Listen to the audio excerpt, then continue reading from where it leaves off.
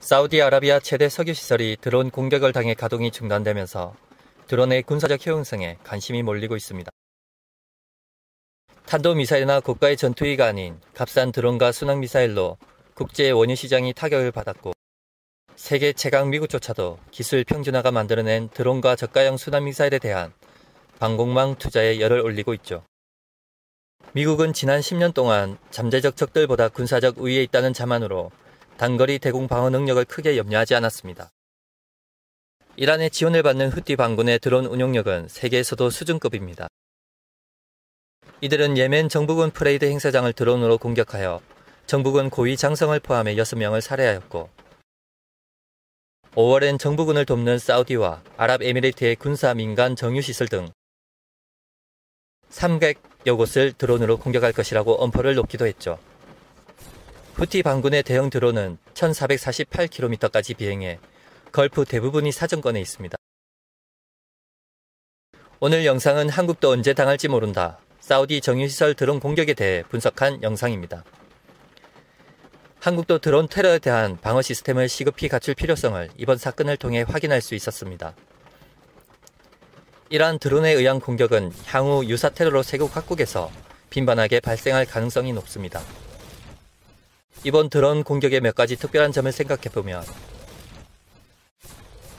첫 번째로 공격당한 정유시설은 바레인 근처의 아브콰이크와 쿠라이스 정유시설로 후티 반군의 점령 지역에서 약 1000km 떨어진 곳입니다.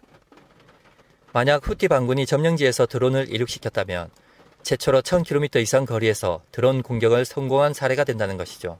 두 번째, 이들 드론 18기는 흔히 알고 있는 쿼드콥터형 드론이나 고가의 프로데터나 글로벌 호크도 아닌 다른 종류입니다.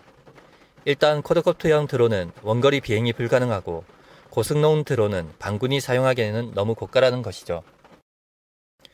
후티 반군은 이전부터 아바빌 무인기를 이란에서 도입해 커세프로 개조해 사용 중인데, 이번 정유시설 폭격에 사용된 드론은 커세프 2K를 사용했으며, 원판인 이란산 아바빌 드론의 제어는 총 중량 80kg, 탑재량 40kg, 최대속도 370km, 비행거리 700km입니다.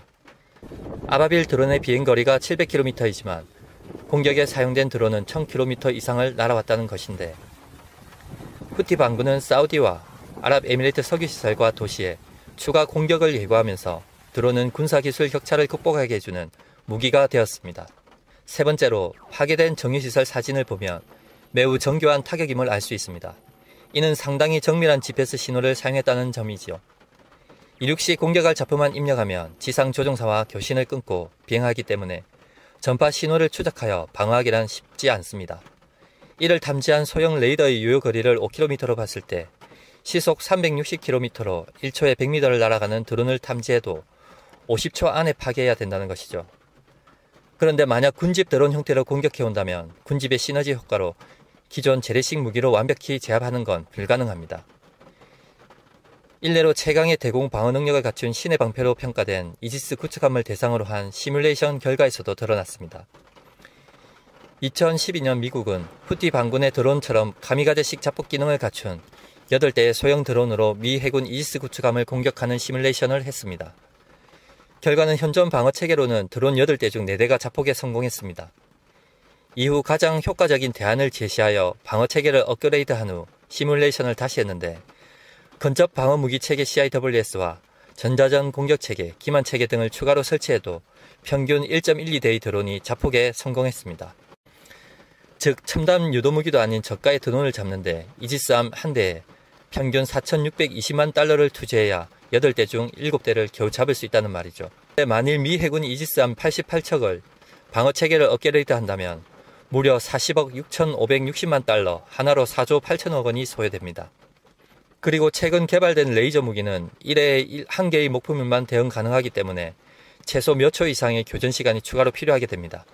결론적으로 육해공으로 공격해오는 군집 드론을 방어하는 것은 한계가 있으며, 대공 방어 무기 체계나 적어도 레이더로 도배를 하는 방법 외에는 현재로서는 마땅한 대안이 없습니다. 그런데 더 큰 문제는 드론이 저가 개발이 가능하고 종류도 다양한 점인데, 레이더는 단순히 반사된 전파만 수신하면 되는 것이 아니라 이것을 신호 처리해서 특정 데이터로 뽑아야 합니다. 하지만 드론이 등장한 지 얼마 되지 않다 보니 추적할 데이터가 부족하고 탐지에 인지할 때쯤 되면 비행체가 아닌 클러터로 판단하기 쉽죠. 거기다 후티 반군은 저가의 순항미사일까지 이번에 세트로 날려보냈죠. 이처럼 드론은 소형의 조공 비행을 하기 때문에 기존의 방공 시스템으로 탐지와 차단이 어려워 새로운 시스템 개발이 필요합니다. 참고로 클러터란 레이더 화면에 비치는 불필요하게 반사된 상을 말합니다. 네 번째로, 한국은 늦은 감은 있지만 이번 테러를 통해 총 880억 원을 투입해 2023년까지 레이저 대공 무기 체계를 개발하기로 했습니다. 하지만 중국은 이미 LW-30이라는 차량용 레이저 무기를 2018년에 공개했었죠. 현재 문제의 드론과 순항미사일의 발사 지점을 놓고 의견이 분분합니다. 정말 후티 반군의 소행이면 예멘 방향인 남쪽에서 발사한 것이 되고 사우디와 미국,